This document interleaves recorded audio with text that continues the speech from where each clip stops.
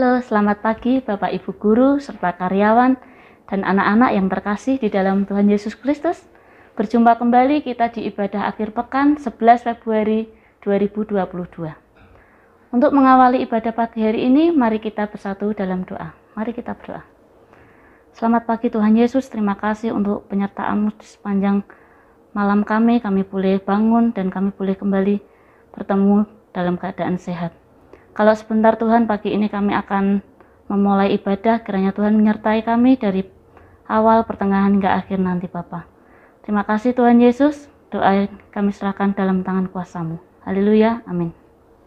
Baiklah, sebelum kita mendengarkan firman Tuhan, mari kita mendengarkan salah satu pujian dari teman kalian.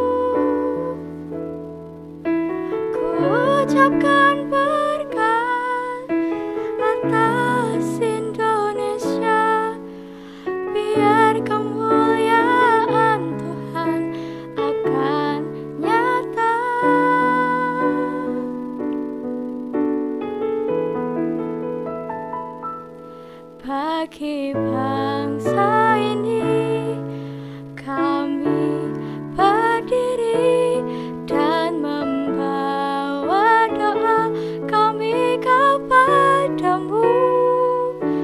Sesuatu yang besar pasti terjadi dan mengubahkan negeri kami. Hanya nama-Mu Tuhan ditinggikan atas seluruh bumi.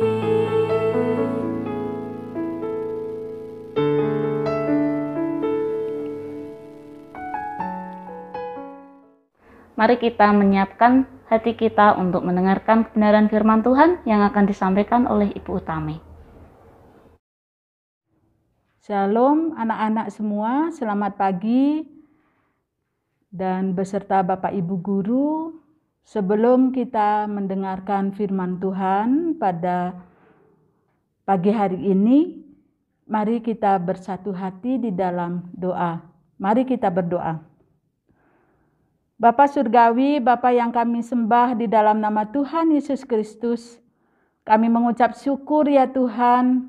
Tuhan senantiasa menyertai kehidupan kami hari lepas hari. Tuhan, kami akan mendengarkan firman-Mu. Biarlah Tuhan pakai hamba-Mu yang akan membacakan firman ini dan dapat dimengerti oleh anak-anak semua beserta Bapak Ibu Guru. Untuk itu jauhkan kami dari kesombongan diri ya Tuhan. Biar kami dimampukan untuk menjadi pelaku firman. Hadirlah di tengah kami ya Tuhan. Tutup bungkus kami dengan Roh Kudus-Mu. Sehingga firman ini benar-benar dapat kami mengerti. Dan dapat kami lakukan dalam kehidupan kami sehari-hari. Terpujilah nama-Mu Tuhan.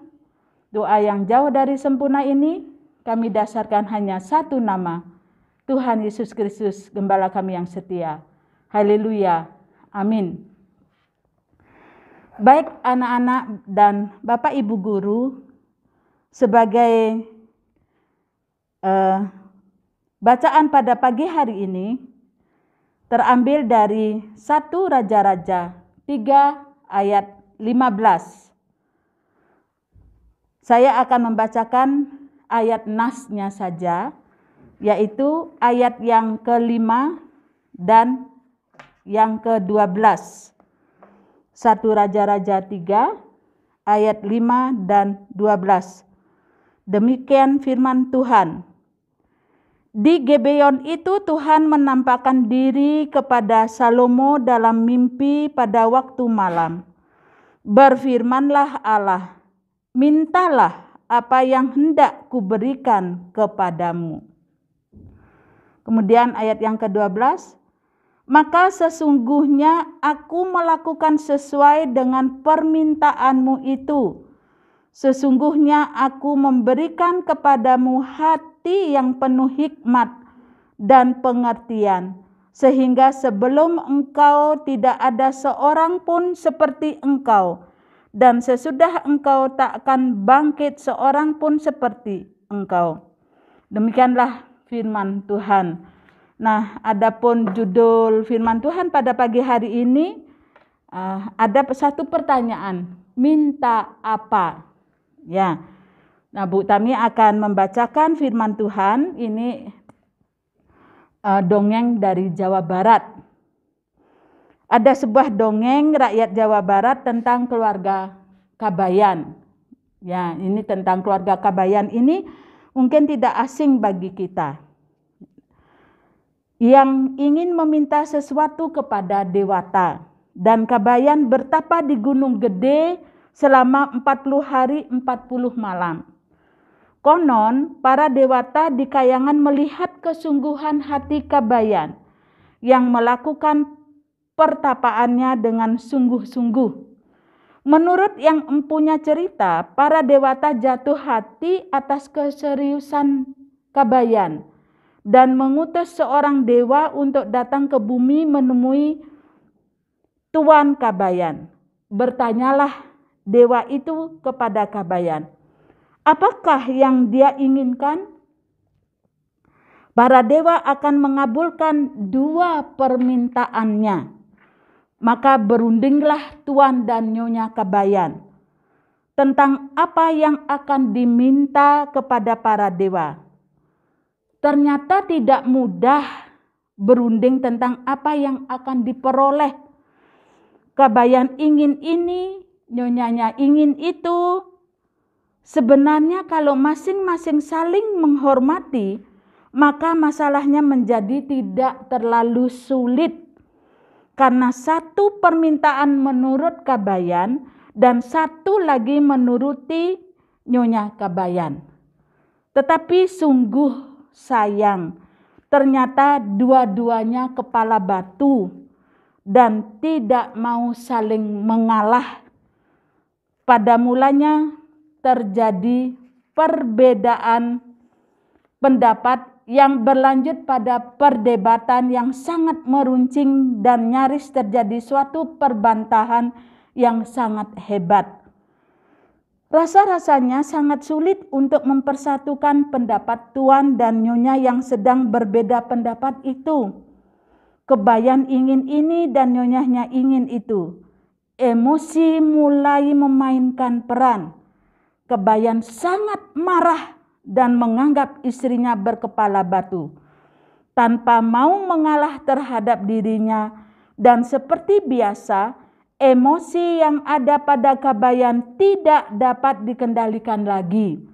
Maka sambil membuang muka ia memaki istrinya, katanya, biarlah dewa menjadikan kamu seekor kera.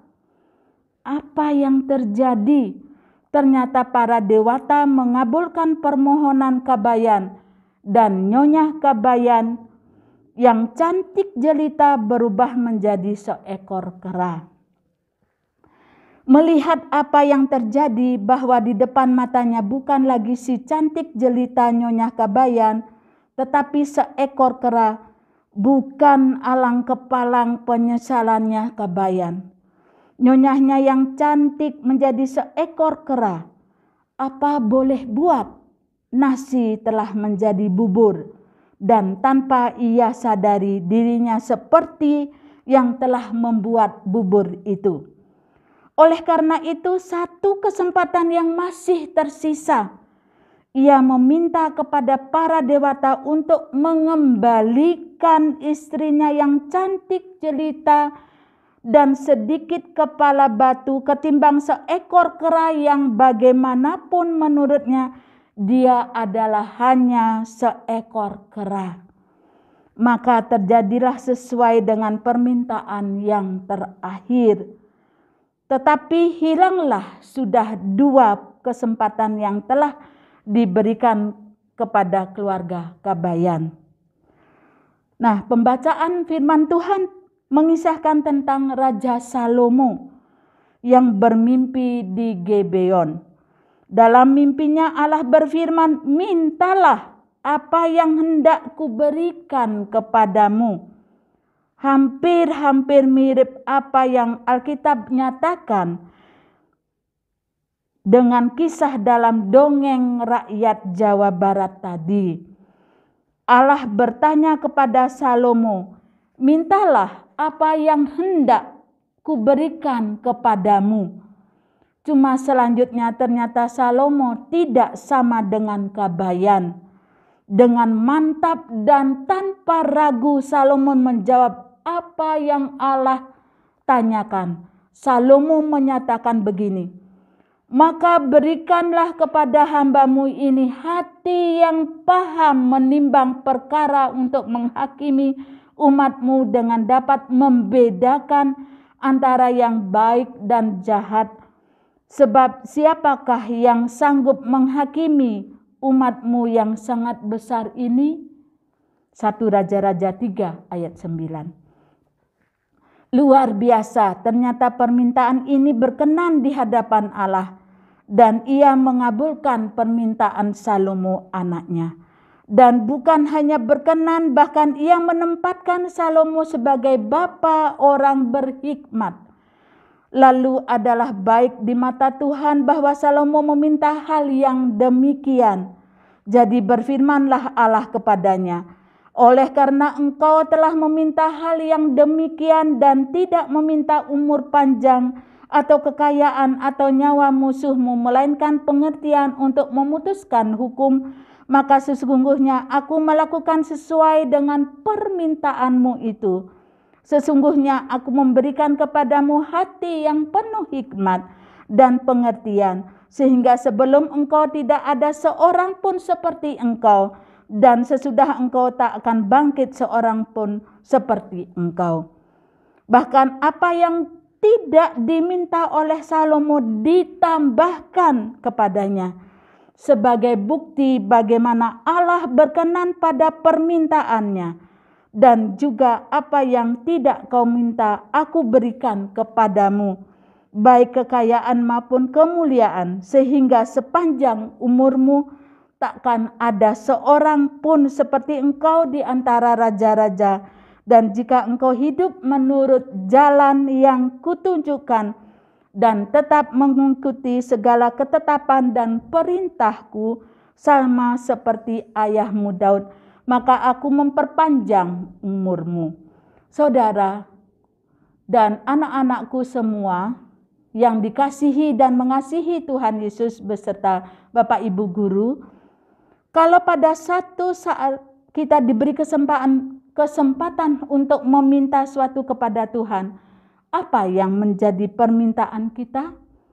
Apakah kita bingung karena ada begitu banyak permintaan kita kepada Tuhan, sehingga kita kebingungan atas dasar ketidaktenangan diri kita akan membawa kita kepada suatu pengambilan keputusan yang fatal.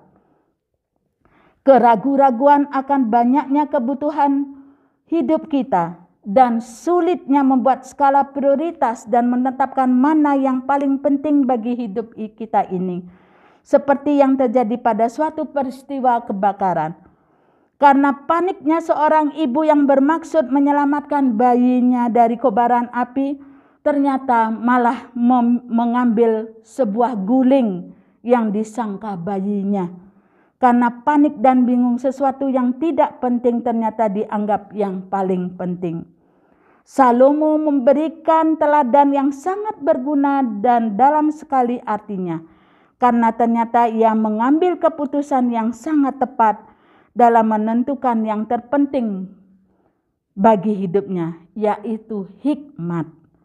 Bukan kekayaan, bukan kedudukan, bukan kepandaian, bukan harga diri, bukan nyawa musuhnya. Tahukah Anda bahwa hikmat adalah takut akan Tuhan?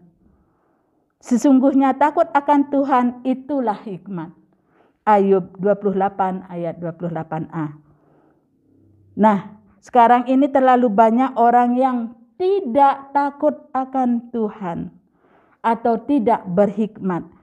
Untuk itu, mintalah apa yang berkenan di hadapannya. Amin. Mari kita berdoa. Bapa Surgawi, kami kembali datang bersujud di hadapan-Mu ya Tuhan. Kami mengucap syukur ya Tuhan. Dengan firman Tuhan ini kami diproses, kami siap untuk belajar, untuk meminta hikmat kepadamu, yaitu takut akan Engkau ya Tuhan. Bukan kekayaan, bukan kepandaian yang seringkali kami terjerumus ke dalam kesombongan diri. Untuk itu ya Tuhan, ajarlah kami selalu memohon hikmat kepadamu, sehingga dengan takut akan Engkau kami dimampukan untuk menjadi pelaku firman-Mu ya Tuhan.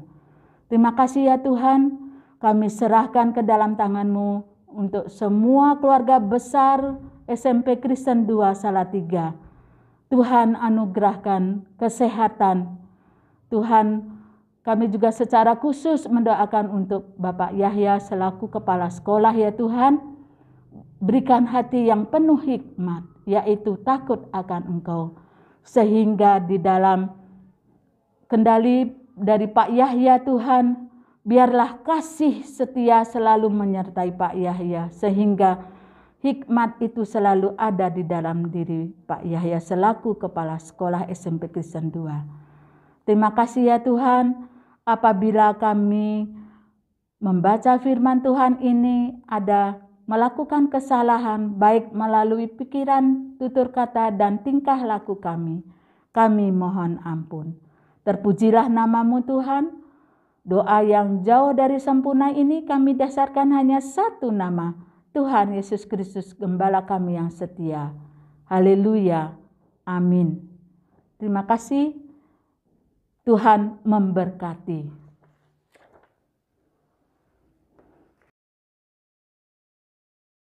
Ibadah pagi ini telah selesai, mari kita menutup ibadah ini dengan berdoa.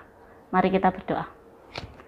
Terima kasih Tuhan Yesus buat penyertaan-Mu di ibadah pagi hari ini Tuhan. Kalau pagi ini kami akan melanjutkan setiap aktivitas kami dalam kegiatan belajar mengajar. Mari Tuhan menyertai kami dari pagi ini hingga nanti pulang dalam keadaan selamat. Engkau berkati Bapak Ibu Guru Tuhan yang akan membimbing setiap anak-anak-Mu di pagi hari ini. Terima kasih Tuhan Yesus, haleluya, amin. Selamat melanjutkan aktivitas, Tuhan Yesus memberkati.